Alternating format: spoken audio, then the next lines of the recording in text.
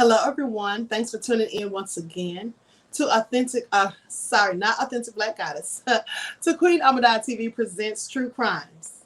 Okay, I'm calling out the other channel. Okay, so let's go ahead and get into it, people. As you're coming in, please go ahead and like and share this video, okay? Please like and share the video. Subscribe to the channel if you haven't done so already. And thank you all for joining me in the queendom in this chat. Okay, let's talk about this nefarious serial killer, honey. He was killing at a young age. Asylum B says, black again in the chat. Let me get my composure together, okay? Now, this story, I'm sorry, it's worse than the first, all right? It is clearly nefarious. And this killer was 13 years old when he began his serial killing spree.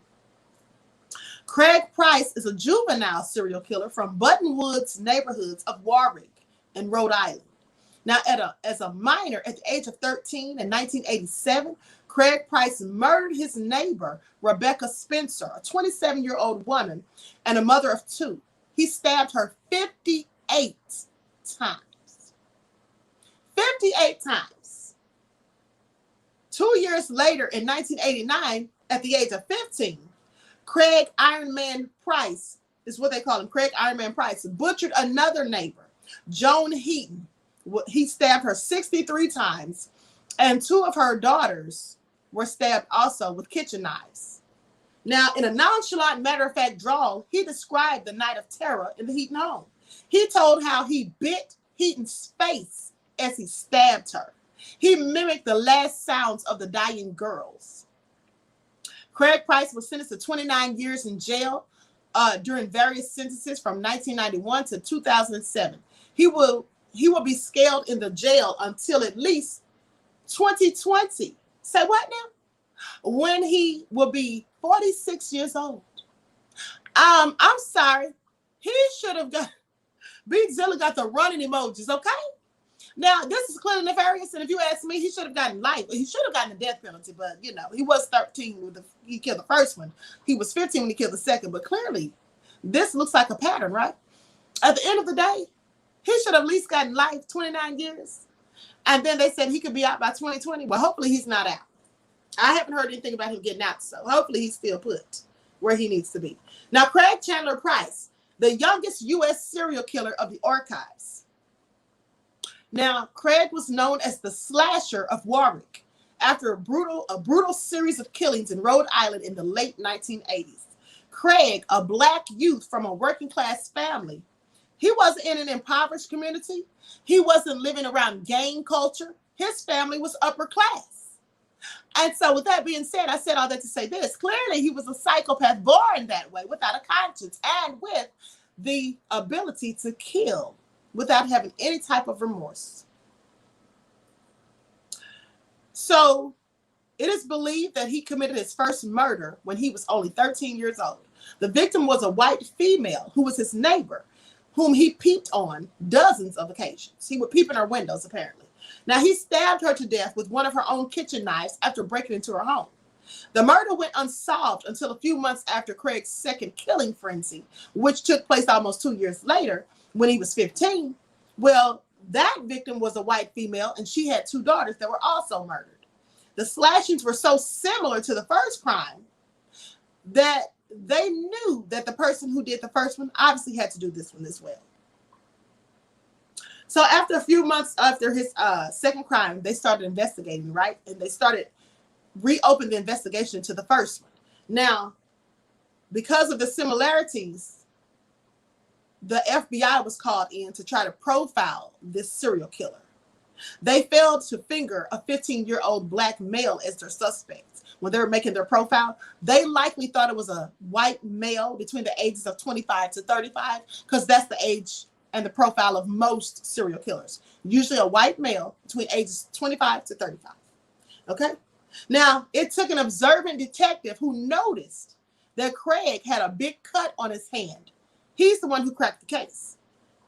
And here's what happened. Craig was walking home from school, coming home from school, and the police were canvassing the neighborhood to ask questions of, you know, any witnesses potentially, anyone noticed anything strange, saw anyone who didn't live in the neighborhood, looked suspicious, and all of those things.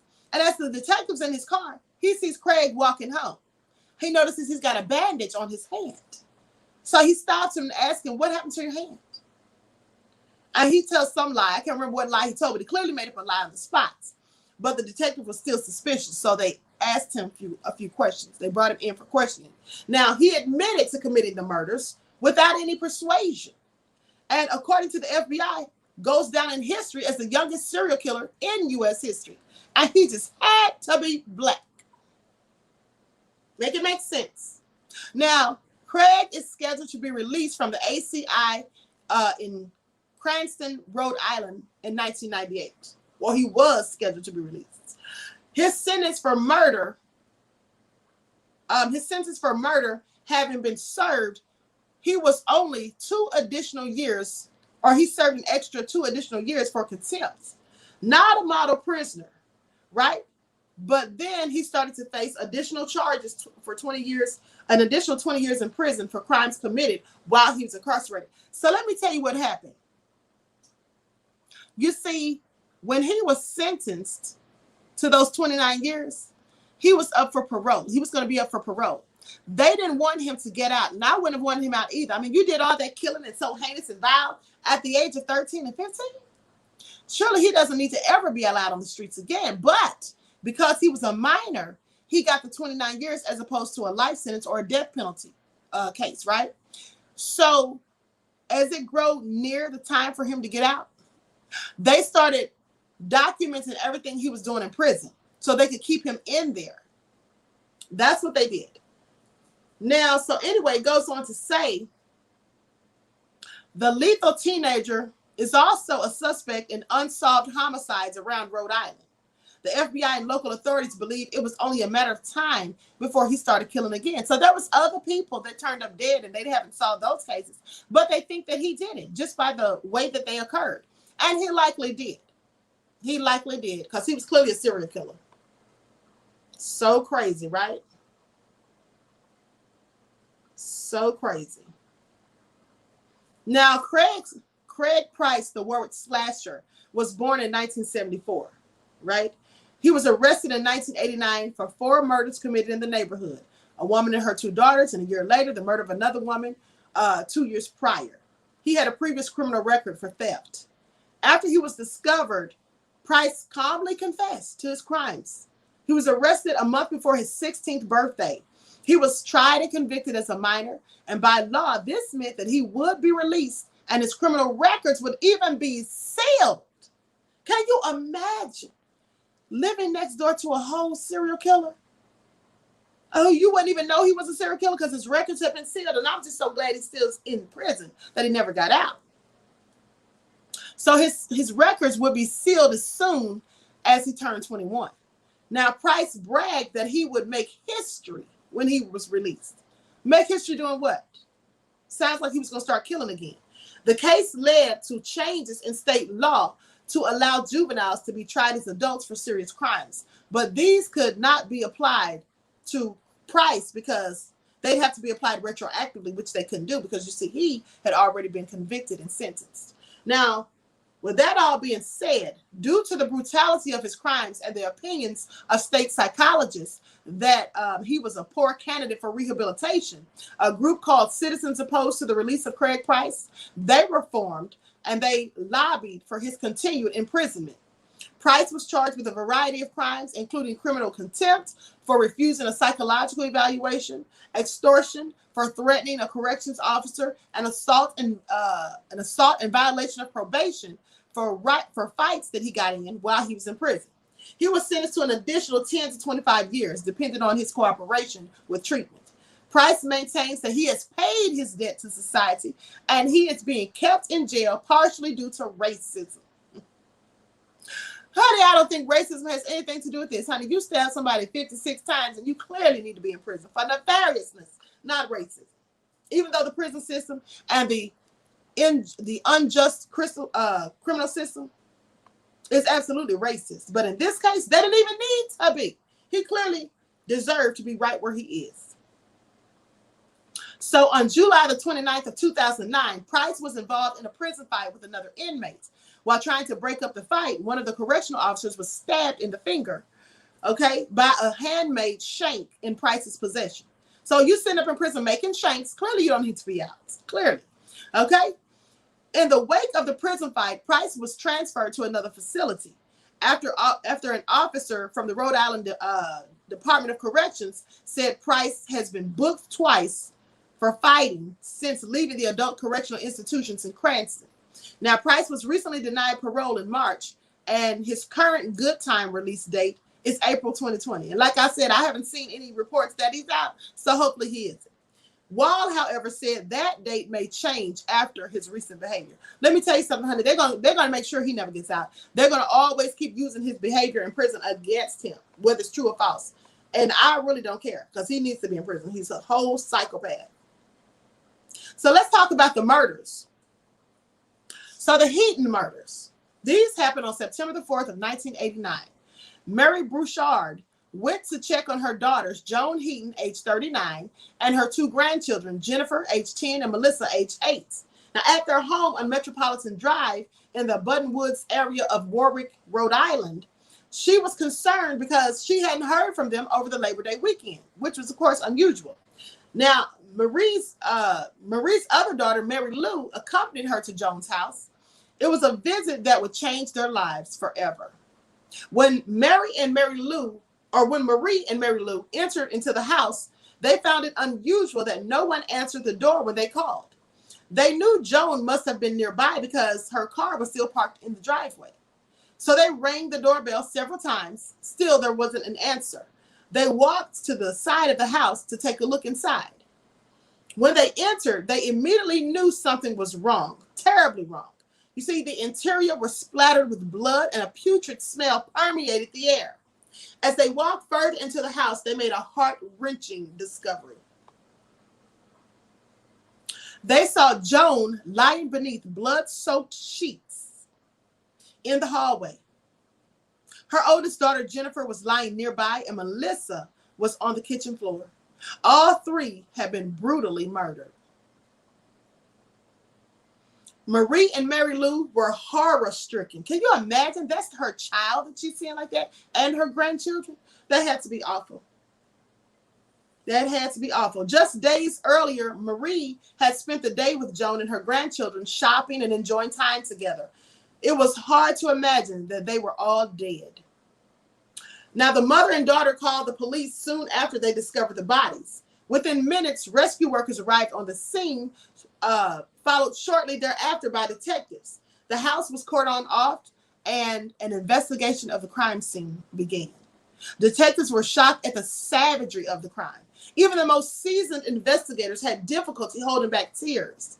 All of the victims had been stabbed multiple times with kitchen knives. The youngest child, Melissa, she was stabbed so fiercely that one of the blades actually broke off in her neck. Ugh.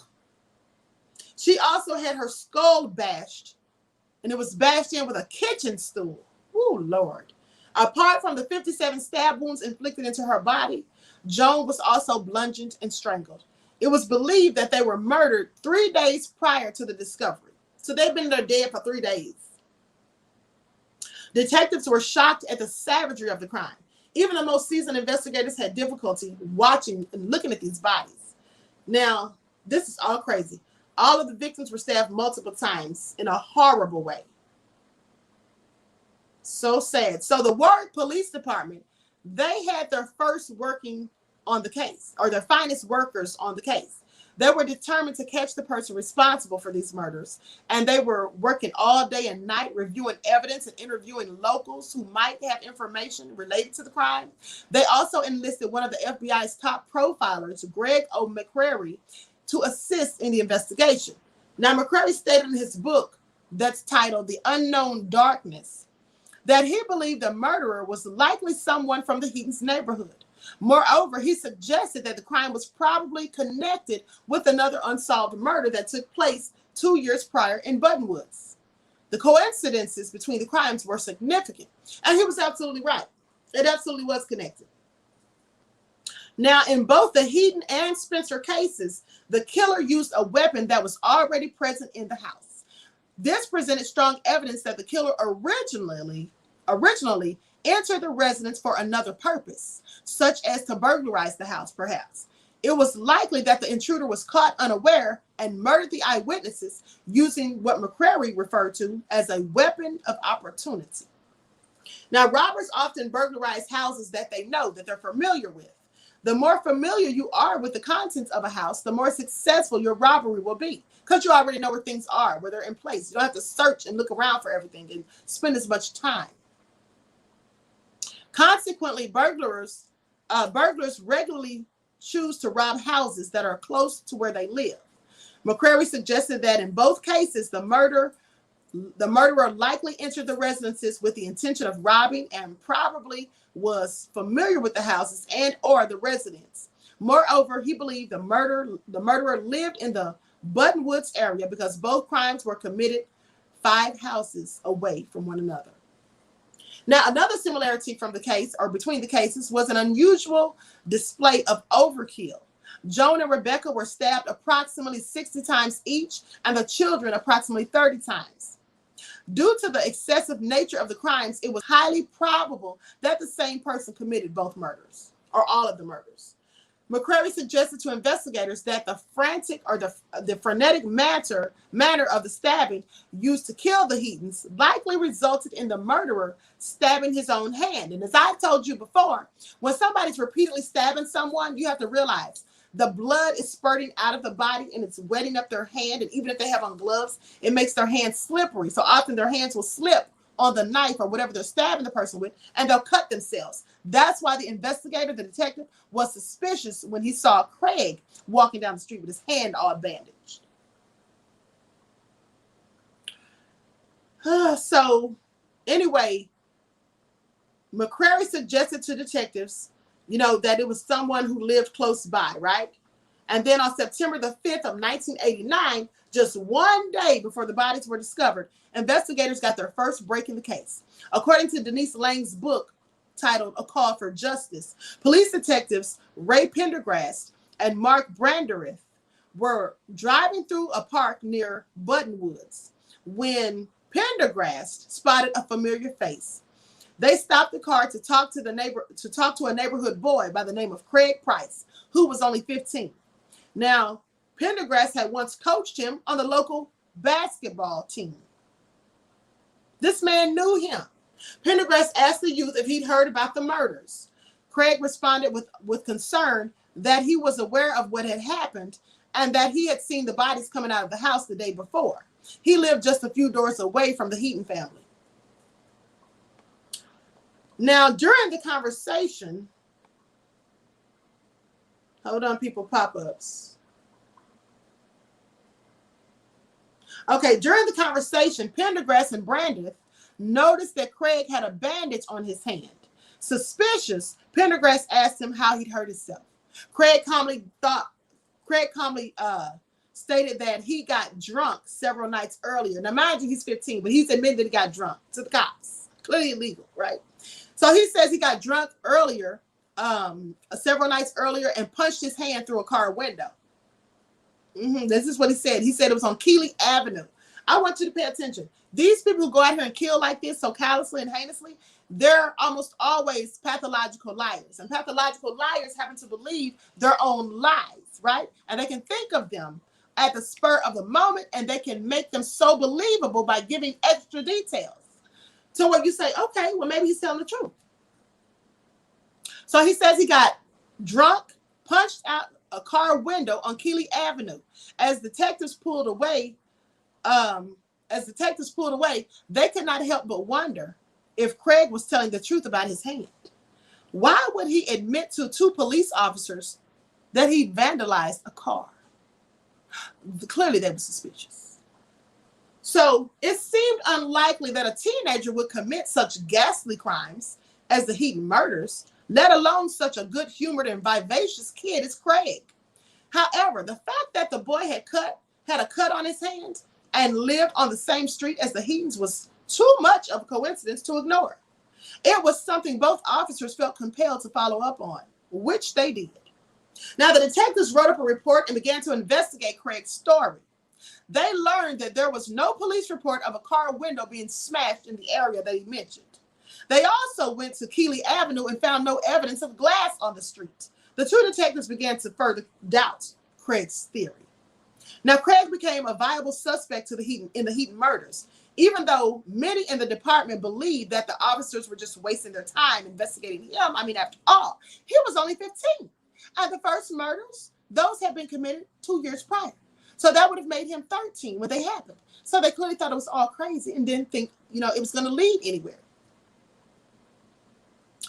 So anyway, they just didn't believe it. They thought they were wasting their time and they just needed more evidence to support their theories, what they felt. They said, we've just got to keep looking. We've got to find something to make this all make sense, basically. Now, in the meantime, expert blood analyst Dr. Henry Lee, and you all should know Dr. Henry Lee, one of the most famous, world-renowned forensic experts, right? I do believe he testified in the OJ trial. Yes, he did. Okay? Now, expert blood analyst Dr. Henry Lee was contacted by the police and asked to examine the Heaton's residence for clues. He went to the house and analyzed the blood spatters and trails. During his investigation, he gathered vital clues from the crime scene, including a bloody sock imprint. Whoever left the imprint wore a size 13 shoe. Now, we know everybody's not just walking around here wearing a size 13 shoe. The suspect, Craig Price, was not an average teenager. You see, at age 15, he'd already had a history of offenses, including a record of breaking and entering, theft, peeping into houses, and using drugs. He was also known to have a violent temper. Police had been called to his house on more than one occasion to settle disputes in which he was involved. Now, investigators working on the Heaton case decided it was time to bring Craig in for some questions so they can get some thorough answers. They went to Craig's house and asked him to come with his parents to the police station, which they did. Now, during questioning, Craig was asked more detailed questions about how he cut his hand. He maintained his story that he hurt himself while breaking into a car. Investigators were not convinced and asked him to take a lie detector test. Now, here's the thing about pathological liars.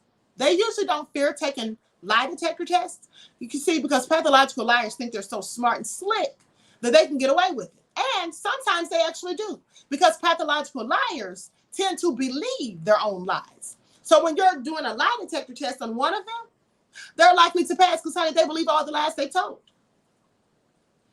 So anyway, they asked him to take the lie detector test. The following day, Craig submitted to a polygraph. He was asked questions relating to how he cut his hand. The test revealed that Craig was lying, unfortunately for him, okay?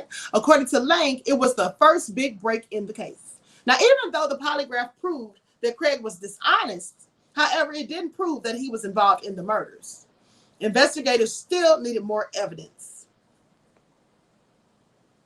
So during interviews with Craig's friends and acquaintances, investigators learned that he ran with a gang of juvenile delinquents who were known to burglarize houses. More significantly, they discovered that Craig boasted about killing Rebecca Spencer. So clearly he was out there running his mouth. Okay? It was the first evidence they had connecting Craig to the murder. Investigators were quick to obtain a search warrant for his house. Now, detectives Kevin Collins and Arthur Anderson and Tim Calgon organized a search team. They devised a plan to set up overnight surveillance of the house before actually going in to search the residence. They wanted to make sure Craig was there and didn't leave the premises because they wanted to lock his behind up. In the early morning hours of September the 17th, detectives gave the signal to move in on the house. A team of officers led by Collins, Anderson, and Calgon rang the doorbell. Craig's father answered the door and was shocked to see the police at his doorstep. He had no choice but to let them in. Now, the rest of the family, including Craig, his mother and brother, were awakened and asked to sit in the living room during the search. They were all visibly distressed by the drama, except for Craig, who dozed off to sleep on the couch. Now, the police come to your door in the midst of the night, want to do a search, and you don't even know what they're looking for or why, and you fall asleep. Let me tell you something. When you have someone who is guilty of a crime, they will go to sleep. You see, an innocent person will likely be up roaming and pacing and just nervous, anxious, wondering what's going on, why they're being questioned, why you're at my house, why you're searching. But a guilty person, well, they know they're likely caught, so they're just going to get them some sleep. That's how that goes. Studies have shown this, people, clearly. So anyway, he just fell asleep, right? Now, it didn't take investigators long to find what they were looking for. While searching the shed behind the house, a trash bag was full of incriminating evidence. Within the bag were several bloody knives from the Heaton household, along with bloodied articles of clothing, gloves, and other objects. Investigators woke up Craig and arrested him for the murders of Joan, Jennifer, and Melissa. Surprisingly, he didn't even seem affected. Most demons usually don't. Now, Craig was ushered from his house to the police station with his parents in tow. He was booked, then interrogated about the murders. The detectives hoped Craig would come clean about his crimes, but they got more than they expected. During the interview, Craig amazed detectives when he immediately confessed. He said that he killed the Heatons. He described in detail of the fateful nights, although his story periodically changed. Eventually, he became worn out and decided that it was easier just to tell the truth. According to Lang, what came out of his mouth next stunned even the most seasoned and experienced detectives and jaded listeners, and sent his father, John Price, to the restroom to vomit, rendering him unable to even return. Craig's horrified mother stood by her son as he recounted the events that took place at the Heaton residence approximately 2 weeks prior. He told his interrogators that his primary intention was to burglarize the house. He said that he found an open window in the kitchen, which he crawled through. He accidentally landed on a table, which broke, but despite the noise, he continued in for the burglary. He claimed that he walked through the residence looking for items to steal. He didn't realize that the noise had awakened Joan. She walked into the kitchen and spotted Craig. When she turned on the lights, she saw him standing there. In a state of panic, Craig said that he grabbed Joan, beat her, and strangled her. Joan's screams woke up the children, who then stumbled out of their beds into the hallway. Melissa ran to the kitchen to call the police, but Craig overpowered her. Craig tackled the girls to the floor, then went to the kitchen, grabbed some knives, and began to stab them all. During the attack, one of the girls bit Craig's hand. In a fit of rage, he bit the girl back on the face. Craig also bit Joan. Moreover, he smashed the youngest girl over the head with a stool. When she continued to struggle against him, he smashed her again. Craig didn't expect that the three would put up such a fight, but they actually did. They fought until they succumbed to their injuries. Can you imagine a mother awakened in the middle of the night to a stranger in her house with her children in the rooms asleep? And then as she's fighting for her life, she sees this devil attacking and murdering her children as well. This is all so sad. All so sad, people. Let me go to the comments for a section. Clearly nefarious, people. Clearly nefarious. SMCM says, as a child, someone tried that and our Great Dane changed their mind. Kenya says, does he kill any man or does he just want to roast carrots and only attack the weak? BZL says, over the top evil. This is all crazy. Terry said, like black demonic child. Absolutely. Also nefarious. So he continued to attack them until they died. Craig said that during the murders, he accidentally stabbed his hand. He removed the gloves that he was wearing and tended to his injuries in the bathroom. He didn't realize that he left a trail of blood and sock prints behind him. Evidence collected from the crime scene was later found to support Craig's story. The blood analysis conducted by Dr. Henry Lee showed that someone or some of the blood samples matched Craig's blood type. Moreover, Craig's shoe size was the same as the sock prints. There was no doubt he was telling the truth. Now, Craig further admitted to covering the Heaton's bodies with blankets, probably out of shame for what he had done. You see, here's the thing. When people kill someone that they know, because he literally knew them, they lived in his neighborhood just a few houses down. Maybe he wasn't friendly with them, but he at least had seen them coming and going at some point. So usually when killers know the victims, they'll cover their faces to hide the shame of what they've done, right? They'll put a blanket or a pillow over them. So this is all so crazy. Now, he then tried to clean up the crime scene with towels, but he feared that if he stayed too long, the police would catch him. He quickly gathered the knives, the gloves, and some of the bloody towels and sprinted from the scene. Craig said he immediately returned to his home several doors away. Now, he confessed that he hid his blood-soaked clothes in a bag in the attic. Detectives were alerted to the evidence and later found the bag in the precise location where Craig said it would be found. Following Craig's detailed account of the Heaton murders, he surprised detectives yet again. When asked about Rebecca Spencer, Craig admitted that he had also killed her. He was just 13 years old at the time. Craig had no difficulty remembering his first murder. He provided explicit details to investigators with details about the night in question, while showing little remorse for what he had done. After his confession, a wave of disgust mixed with relief passed over the detectives. 4 murders solved within the space of several hours. That was indeed a rare break. So nefarious, people. Now, investigators working on the case were glad they finally had their man. They just hoped that Craig would get what he deserved for the atrocities he committed, preferably a long, very long prison sentence. They wouldn't have to wait very long.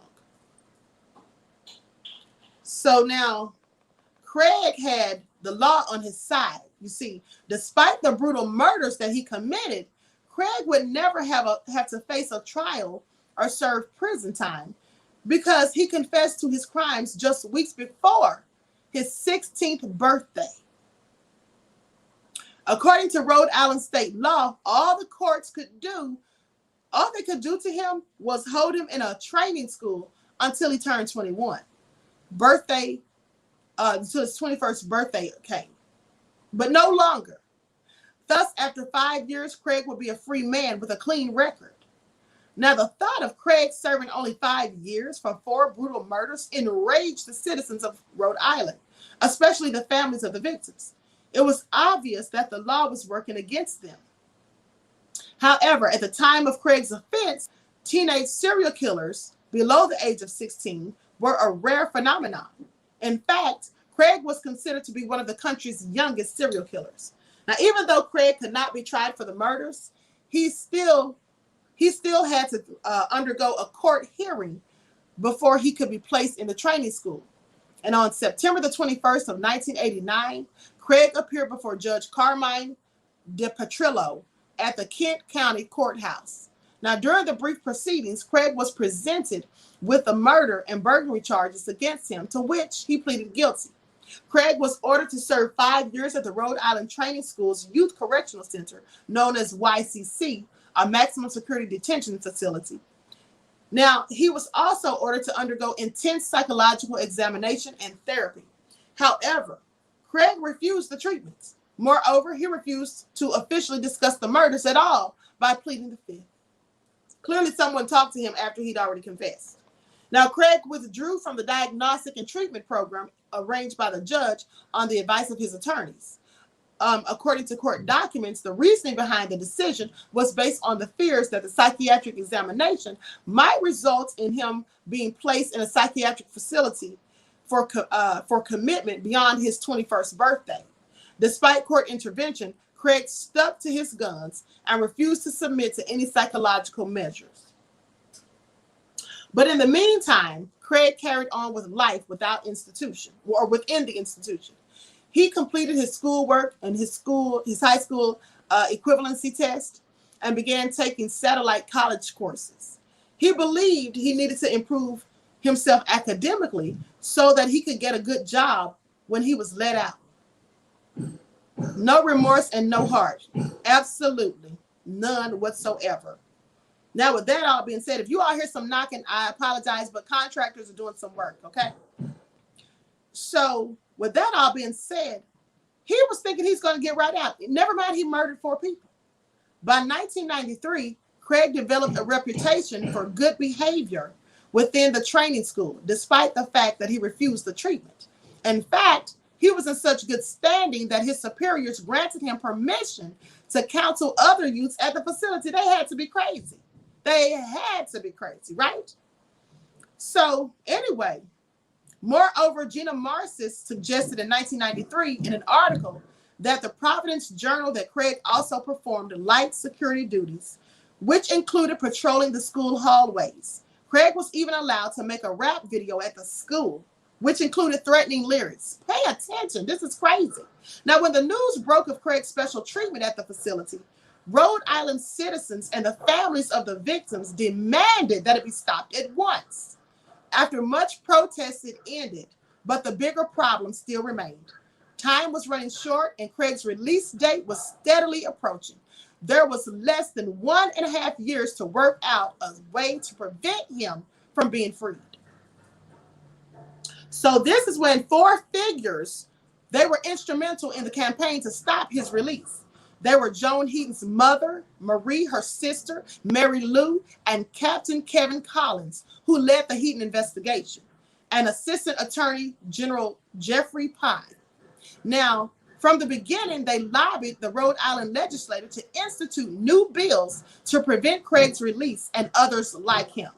Moreover, they went out of their way to inform the world of Craig's crimes and his upcoming release. Together, they tried the impossible. And in 1990, Pine and Collins were key figures in instigating the passing of the O'Neill Bill, which toughened the sentences of teenage murderers.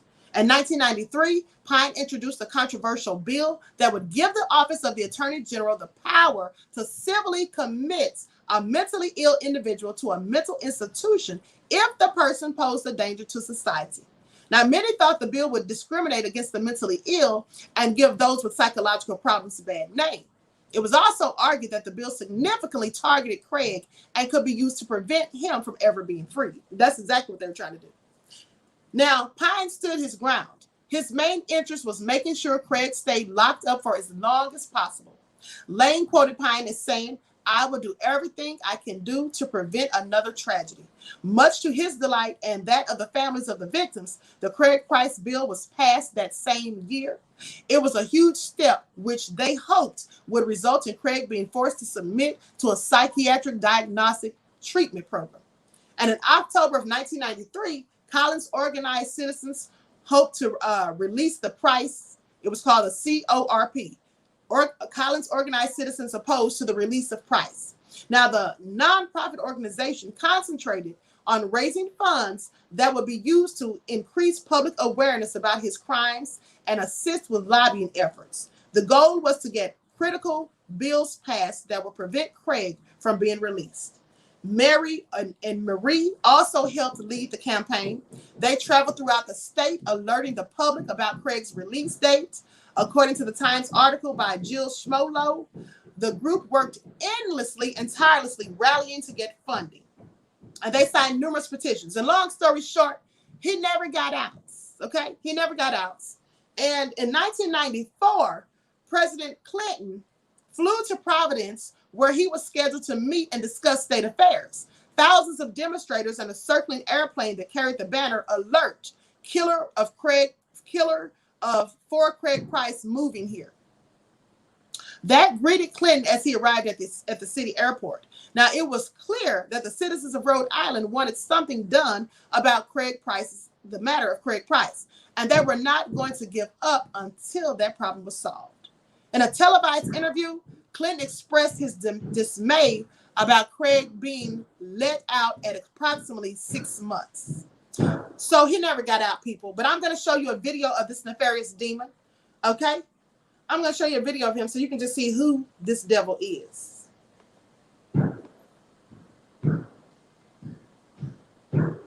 Okay, here we go.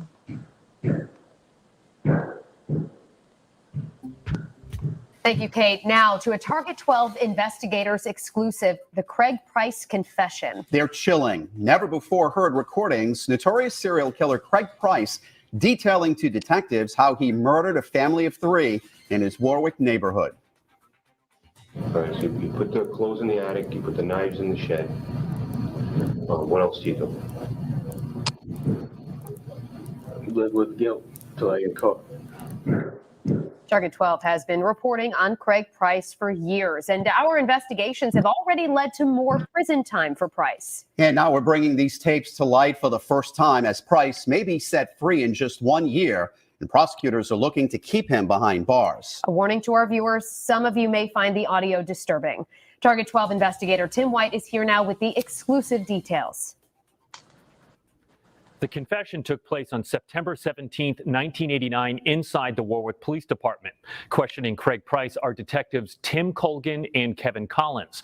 Also there, Price's mother, listening as her 15-year-old son calmly recalls how he murdered a mother and her 2 children.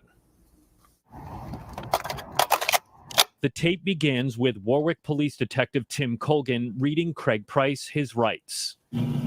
If you do talk to us, you can stop at any time. Do you understand those rights, Craig? 2 weeks earlier, the bodies of 39-year-old Joan Heaton and her 2 children, 10-year-old Jennifer and 8-year-old Melissa, were discovered inside their home, stabbed to death. Craig, I want you in your own words at this time to tell me as clearly and as best you can what occurred there.